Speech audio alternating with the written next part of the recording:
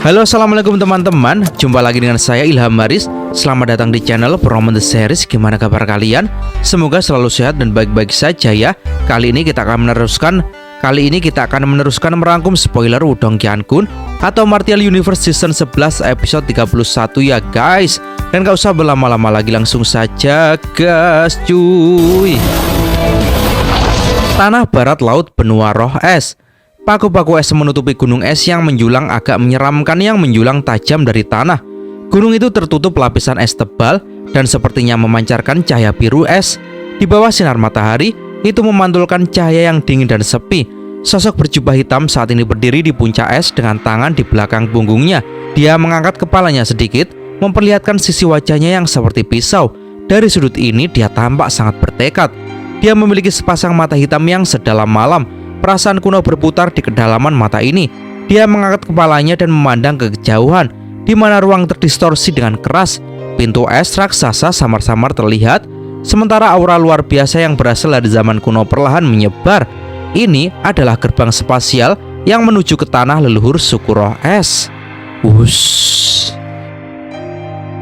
Saat dia mengamati gerbang es raksasa, suara langkah kaki yang samar tiba-tiba terdengar dari belakang. Dia berbalik dan melihat keempat sosok yang muncul. Saat senyum muncul di wajahnya yang tegas. Empat sosok yang muncul terdiri dari dua pria dan dua wanita. Kedua wanita itu adalah Ling Qingzu dan King Tan. Dan kedua pria itu adalah Martin dan Xiaoyan. King Tan segera menyeringai saat dia menerkam dan dengan erat meraih lengan baju Lindong. "Kakak Lindong, kita harus memastikannya.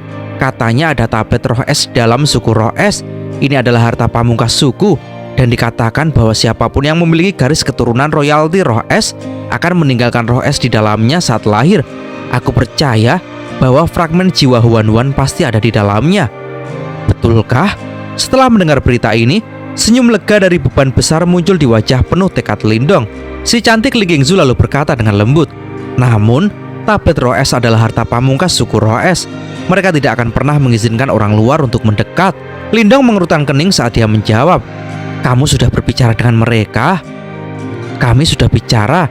Sisi suku roh es mengatakan bahwa mereka tidak memiliki niat untuk bernegosiasi. Mereka bersikeras agar kita segera pergi. Orang yang berbicara kali ini adalah seorang pemuda kurus yang sangat tampan. Penampilan seperti itu akan menimbulkan kecemburuan bahkan di hati banyak wanita. Namun, wajah tampannya sedingin es dan memancarkan aura yang sangat tidak bisa didekati. Dia adalah Martin kecil. Dia samar-samar menyeringai saat niat membunuh yang dingin terungkap pada pupil bunga persik yang sedikit menyempit itu. Sepertinya alam bela diri kita dipandang rendah oleh orang lain. "Kakak, mengapa kita tidak melanjutkan dan melakukannya?" Hanya suku roh es. Apakah mereka benar-benar berpikir bahwa kita tiga bersaudara begitu mudah diganggu? Aku tidak percaya bahwa mereka masih akan menolak untuk menyerahkan tablet roh es setelah kita membalikkan dunia mereka. Suara seperti guntur yang teredam terdengar saat sebuah sosok seperti menara logam berdiri di belakang Martin. Bayangannya praktis menelan seluruh kelompok. Dia memiliki penampilan yang agak kasar dan lengannya ditutupi bekas luka yang tampak menyeramkan. Hanya berdiri di sana menyebabkan aura yang tidak menyenangkan memenuhi udara, seolah-olah dia adalah monster harimau ganas. Dan bahkan ruang itu sendiri mulai bergetar. Martin lalu berkata dengan dingin, membalikkan dunia mereka bukanlah masalah, tetapi bagaimana jika mereka didorong ke dalam keputusasaan dan menghancurkan tablet roh es? Xiaoyan dengan canggung menggaruk kepalanya dan tidak berani berbicara lebih jauh. Dia tahu betapa besar harga yang telah dibayar kakaknya untuk secercah harapan ini. Jika harapan terakhir ini hancur, dia benar-benar tidak dapat membayangkan pukulan seperti apa yang akan diberikan kepada kakak laki-lakinya. Xiaoyan lalu bertanya dengan suara seperti guntur, "Lalu, apa yang harus kita lakukan kakak kedua?" Martin tidak menjawab, tetapi hanya menatap pria di depan mereka. Lindong memindahkan kepalanya dan menatap gerbang es raksasa yang samar-samar terlihat di kejauhan. Dia terdiam untuk waktu yang lama sebelum dia perlahan berkata, "Aku sudah menunggu bertahun-tahun untuk hari ini. Jadi, aku tidak akan menyerah apapun yang terjadi." Martin lalu bertanya, "Kalau begitu, haruskah kita mengambil tindakan?" Lindong tersenyum sambil menggelengkan kepalanya dan menjawab, "Biarkan aku yang melakukannya kali ini. Kalian kembali saja ke alam bela diri. Alam kita baru berdiri dan membutuhkan kalian semua untuk mengawasinya." Mendengar hal itu, King Tan jadi terkejut dan buru-buru berbicara. "Kakak Lindong, kamu berniat untuk menyerang suku roh es sendirian? Tidak bisa, suku roh es ini sangat kuat, sangat berbahaya bagimu untuk pergi sendirian." Segera setelah itu, matanya yang cantik berubah sedikit dingin saat dia membuat gerakan mengepal dengan tangannya dan sabit kegelapan muncul di dalamnya. Aura gelap dari yang pernah menjadi penguasa kegelapan meledak saat dia berkata, "Jika kita bergandengan tangan, bahkan suku roh es tidak akan berani melakukan hal konyol." Xiaoyan juga bergemuruh. "Itu benar, kakak. Hal yang paling suka dilakukan oleh suku-suku kuno ini adalah menggertak orang lain dengan keunggulan jumlah mereka." Lindong melambaikan tangannya. "Kita tidak mungkin sepenuhnya berselisih dengan suku roh es. Lagi pula, Huan-Huan adalah anggota suku dan dia memiliki garis keturunan yang mirip dengan mereka. Jika aku pergi sendiri, situasi yang paling berbahaya tidak akan terjadi." Saat mereka melihat wajahnya yang tegas, keempatnya tahu bahwa mereka tidak bisa lagi membujuknya dan hanya bisa mengangguk pada akhirnya. Martin lalu menatap Lindong sambil perlahan melanjutkan, "Kalau begitu, pertama-tama kita akan kembali ke alam bela diri. Jika ada masalah, segera kirimkan pesan kepada kami. Kita adalah saudara, kita akan selalu mengikutimu. Bahkan jika kamu akan menghancurkan surga." Lindong tersenyum sedikit sambil menjawab, "Jangan khawatir, badai macam apa yang tidak kita lihat setelah bertahun-tahun ini, suku roh es belaka tidak akan bisa menghentikanku. Kalau begitu, hati-hati." Martin mengangguk. Tanpa basa-basi lagi, dia mundur selangkah saat cahaya berkembang dan menghilang bersama dengan Xiaoyan. "Kakak Lindong, kami akan menunggumu di alam bela diri." Meskipun gadis berbaju hitam itu sedikit tidak senang, dia tahu bahwa ini bukan waktunya untuk membuat keributan. Karena itu, dia juga berbalik dan pergi setelah berbicara. Saat mereka bertiga pergi, hanya Lindong dan wanita yang lebih cantik dari salju yang tersisa di puncak es, yaitu Ling Qingzu. Lindong menatap Qingzu yang mengikutinya dari alam bawah ke dunia 1000 besar ini. Ekspresi minta maaf muncul di matanya, tetapi sebelum dia bisa mengatakan apa-apa, tangan sedingin es dengan lembut menutupi mulutnya. "Jangan minta maaf, dia bahkan bisa mengambil langkah terakhir itu untukmu. Jika kamu tidak melakukan ini, kamu tidak akan menjadi Lindong yang aku kenal." Ling Qingzu berkata dengan lembut. "Qingzu, tunggu aku membawanya kembali." Lindong mengulurkan tangan dan memeluk pinggang ramping wanita itu sambil berkata dengan lembut di telinganya. Wanita cantik itu dengan ringan mengangguk. Segera setelah itu, dia mundur 2 langkah. Tubuhnya yang mempesona berkedip-kedip dan dia juga berangsur-angsur menghilang. Puncak es sekali lagi menjadi sunyi. Lindong berbalik dan menatap kosong ke gerbang es raksasa yang jauh. Dia tidak segera mengambil tindakan, tetapi perlahan-lahan duduk. Dengan punggung bersandar pada batu sedingin es, dia dengan lembut menutup matanya. Saat kenangan yang menyakitkan dan agak jauh perlahan menjadi lebih jelas sedikit demi sedikit, seolah-olah itu telah digali lagi setelah lama tidak digunakan. Di tempat yang dikenal sebagai Laut Iblis, kekacauan di pesawat yang dikenal sebagai benua Tianxuan, Kaisar Yimo telah merobek segel di antara pesawat dan turun sekali lagi. Semua kehidupan di dunia dalam bahaya. Hari-hari akhir telah tiba dan semua mulai putus asa. Gadis yang menjadi harapan terakhir semua orang telah mengumpulkan kekuatan dunia dan nekat menerobos panggung leluhur. Tapi semuanya telah gagal karena kurangnya satu dorongan terakhir. Di dunia yang penuh dengan keputusasaan dan teror, gadis itu menangis ketika dia melihatnya tersenyum. Suara isak tangisnya masih sejelas biasanya. "Sejujurnya, aku sudah tahu bahwa ini akan menjadi hasilnya. Bahkan, semua energi yang terkumpul ini tidak dapat membiarkan siapapun masuk ke tahap leluhur. Selain itu, peningkatan tingkat kultivasi yang kuat ini memiliki dampak yang mengerikan. Aku khawatir diriku saat ini tidak lagi dapat maju ke tahap leluhur. Bagaimana bisa begitu mudah untuk benar-benar mencapai tahap leluhur? Namun, ini masih sesuai harapanku. Bisa dibilang aku masih berhasil." Api biru es naik. Ying Huan-Huan melihat Lindong yang hampir gila, sementara air mata berkumpul dan jatuh. "Maaf, aku tidak ingin melindungi dunia ini. Aku juga tidak ingin menjadi penyelamatnya. Namun, yang aku inginkan hanyalah kamu bisa hidup. Lindong, terima kasih telah membiarkanku jatuh cinta padamu sebelum aku terbangun. Terima kasih telah memberiku begitu banyak kenangan indah. Kamu membuatku mengerti bahwa hati seseorang pada akhirnya akan mekar terlepas dari betapa sedinginnya itu.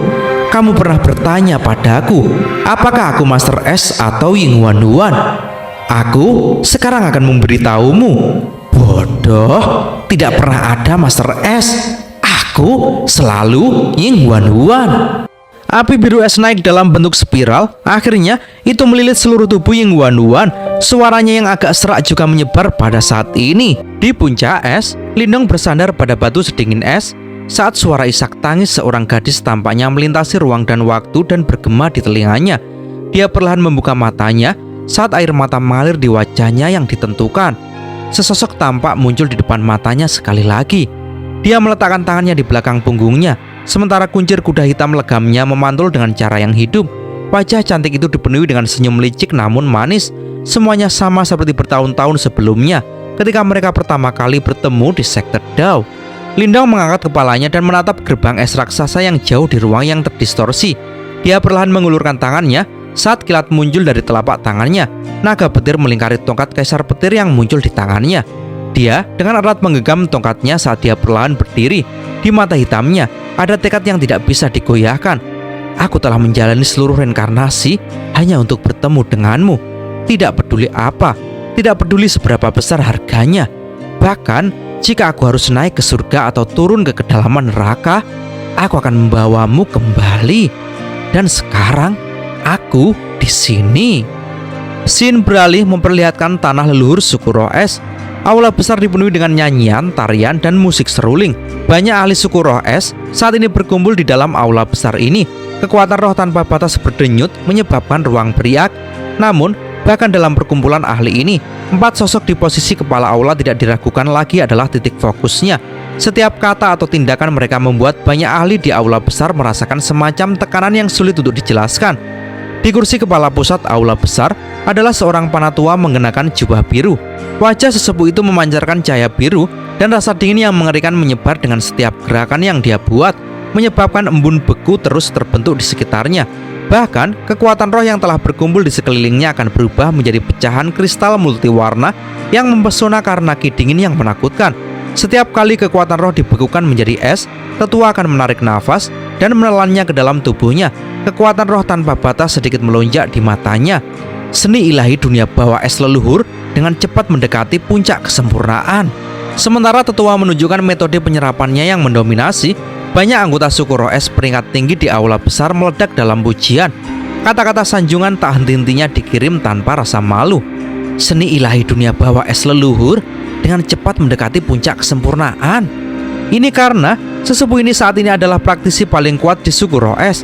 Dia dikenal sebagai leluhur roh es dan merupakan penguasa surgawi biru sejati. Dia memiliki reputasi tirani bahkan di dunia 1000 besar dan juga merupakan pilar terbesar yang mendukung suku roh es. Leluhur roh es hanya tersenyum menanggapi sanjungan seperti itu. Dengan teman lamaku, iblis salju di sini, seni ilahi dunia bawah esku ini benar-benar tidak bisa dibanggakan. Saat dia berbicara, tatapannya yang tersenyum beralih ke 3 kursi di bawah. Di kursi paling kanan adalah seorang panatua dengan janggut putih dan rambut putih. Kulit lelaki tua ini seputih salju, sementara janggut putih panjangnya menggantung di hadapannya, membuat tampak seperti makhluk abadi. Ketika dia mendengar tawa leluhur roh es, dia juga tersenyum sambil menggelengkan kepalanya. Saudara roh es, orang tua ini tidak bisa memegang lilin untuk seni ilahi dunia bawah esmu. Meskipun kata-katanya begitu, mata sesepuh berambut putih ini memiliki sedikit ekspresi tersenyum. Jelas bahwa pikiran batinnya tidak sepenuhnya sejalan dengan kata-katanya. Ekspresinya terlihat oleh semua orang, namun tidak ada yang tersinggung karenanya. Panatua ini bagaimanapun juga adalah seorang praktisi puncak yang terkenal di dunia 1000 besar. Dia dikenal sebagai orang tua iblis salju dan telah berteman dengan leluhur roh es selama bertahun-tahun. Leluhur roh es dan dia sama-sama kuat dan tak satu pun dari keduanya lebih kuat dari yang lain. Sementara pertukaran ini terjadi antara leluhur roh es dan orang tua iblis salju, sebuah suara mengejek muncul dari samping. Itu tidak memberi wajah sama sekali dua penguasa surgawi yang sangat kuat itu. Kalian berdua orang tua jelas berniat menekan yang lain, namun kamu masih bertindak dengan cara yang munafik. Jika ada orang biasa yang berbicara dengan cara seperti itu, kemungkinan besar dia sudah lama menguap menjadi debu.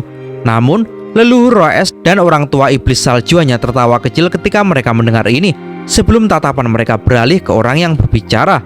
Pembicaranya adalah seorang panatua yang tinggi dan kekar. Panatua ini mengenakan jubah hitam, sementara matanya bersinar ungu emas. Raungan naga sepertinya samar-samar bergema di dalam suaranya yang keras dan jelas. Sementara dia duduk di sana, Tekanan yang menyebabkan kulit kepala seseorang menjadi mati rasa menyebar, seolah-olah dia adalah naga yang mengerikan dan ganas. Leluhur roh es menyeringai saat dia berkata, "Lidah penguasa naga masih sangat tajam setelah bertahun-tahun." Nada suaranya menunjukkan bahwa dia tidak keberatan dengan kata-kata ejekan tetua berjubah hitam yang kekar sama sekali. Itu karena tetua berjubah hitam ini adalah tetua agung dari suku naga 1000 besar dunia. Kecakapan bertarungnya luar biasa dan tubuh aslinya adalah naga darah murni.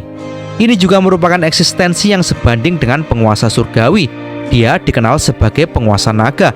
Penguasa naga melengkungkan bibirnya dan berkata, "Kalian para Voge tua baru mencapai level penguasa surgawi setelah berkultivasi selama bertahun-tahun dibandingkan dengan kaisar pertempuran. Kultivasi seperti itu seperti seekor kucing." Setelah mendengar kata-kata kejam penguasa naga, leluhur roh es dan orang tua iblis salju tersenyum pahit sambil menggelengkan kepala. Tatapan mereka yang agak iri diarahkan ke kursi paling kiri, menemukan sosok yang telah tersenyum pada mereka sejak awal. Sosok itu mengenakan jubah emas dan memancarkan aura yang megah dan mengesankan.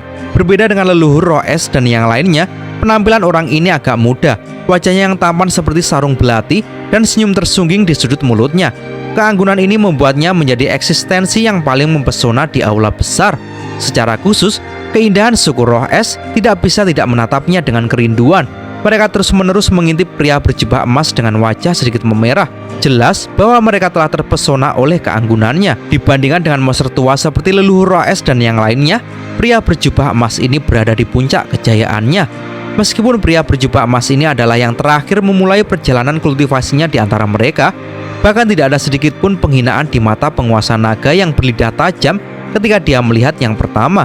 Sebaliknya, ada kewaspadaan yang besar. Itu karena pria di depan mata mereka tidak hanya mencapai tahap penguasa surgawi pada usia yang begitu muda, tetapi selama beberapa tahun terakhir, dia telah melakukan perjalanan jauh dan luas untuk menantang orang lain dan tidak menderita satu kekalahan pun.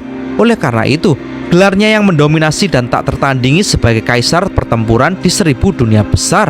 Jika itu 1 lawan 1, terlepas dari apakah itu leluhur roh es, orang tua iblis salju atau penguasa naga, kemungkinan tidak ada dari mereka yang bisa mengalahkannya. Orang tua iblis salju menghela nafas saat dia dengan iri berkomentar, "Bakat kaisar pertempuran tidak ada bandingannya. Kemungkinan dia akan dapat mencapai tingkat penguasa surgawi kelas suci di masa depan. Ini bukan sesuatu yang bisa ditandingi oleh orang tua seperti kita." Leluhur roh es dan penguasa naga merasakan hal yang sama.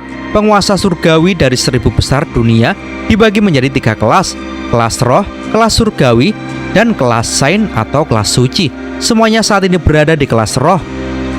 Kaisar tempur tersenyum kecil dan berkata, "Tingkat saint memang tujuanku. Aku yakin bisa mengambil langkah itu." Meskipun dia tersenyum saat berbicara, nada suaranya sangat ditentukan, seolah-olah dia sangat percaya diri dan aura dominan yang samar terungkap. Tidak ada yang menyangkal kesombongan seperti itu.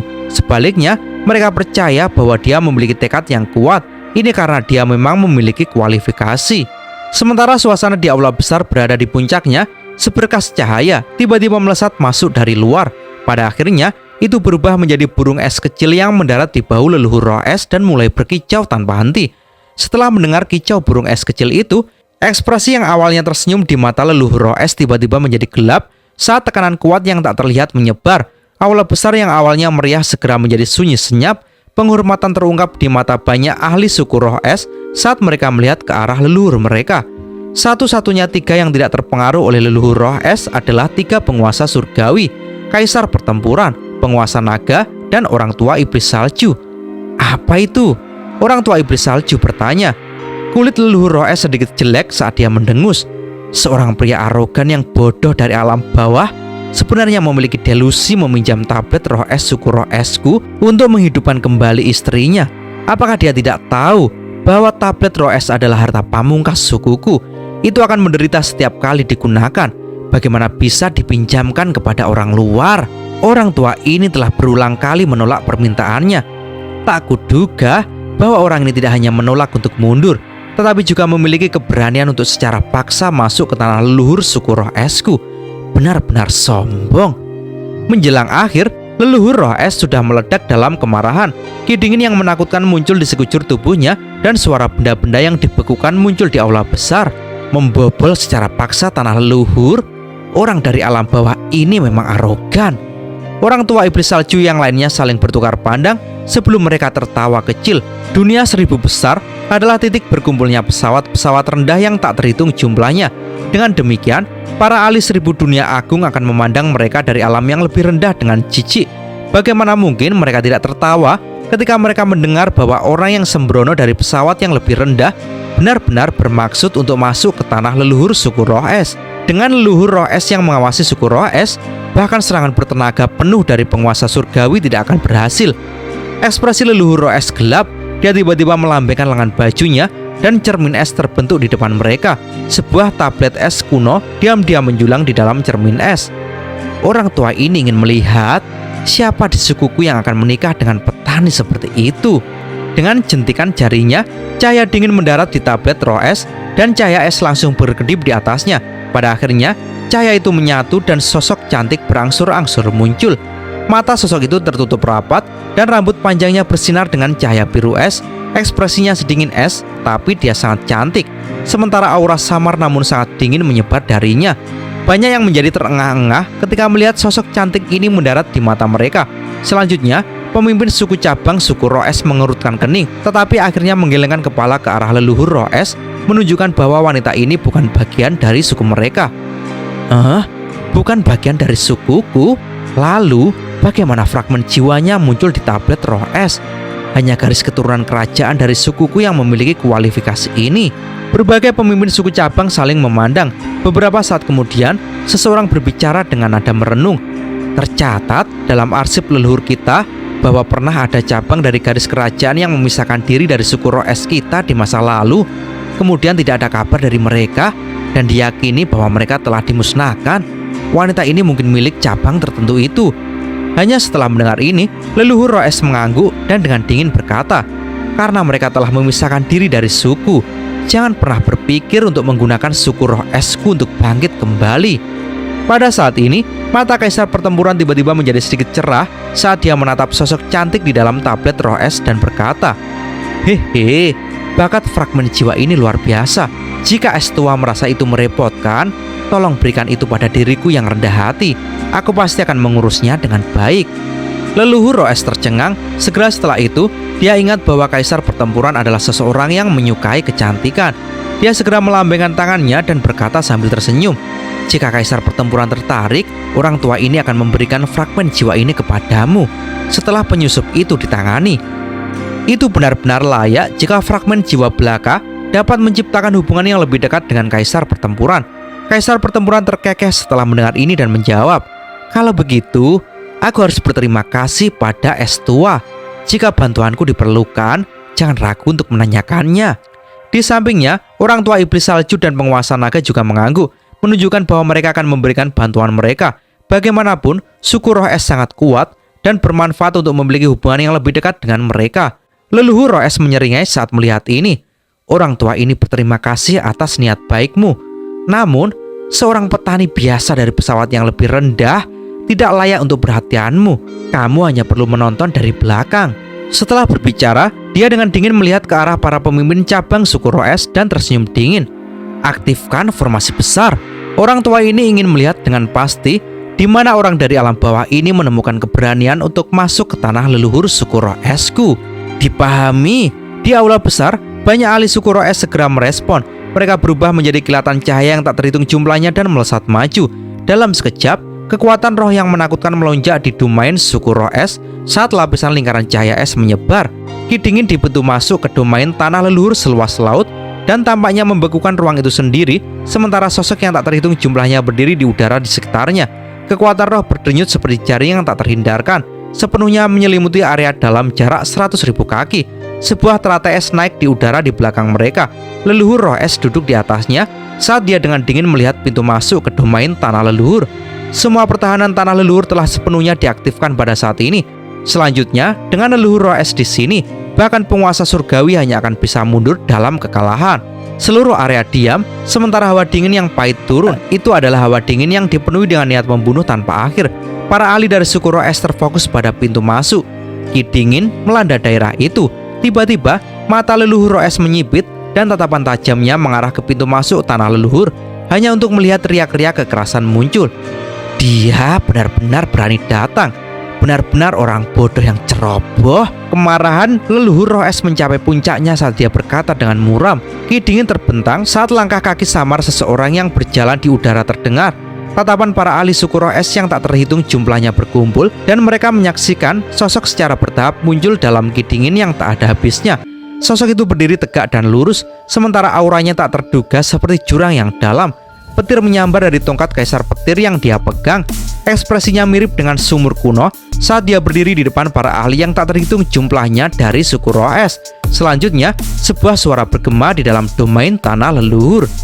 Lindong dari alam bela diri datang mengunjungi suku bangsawan ini untuk meminjam tablet Roh Es. Dan cerita pun bersambung. Oke teman-teman, terima kasih sudah nyimak alur cerita kali ini sampai habis. Semoga teman-teman terhibur. Jangan lupa terus dukung channel ini agar terus berkembang ya. Dan sampai jumpa di episode selanjutnya. Assalamualaikum warahmatullahi wabarakatuh.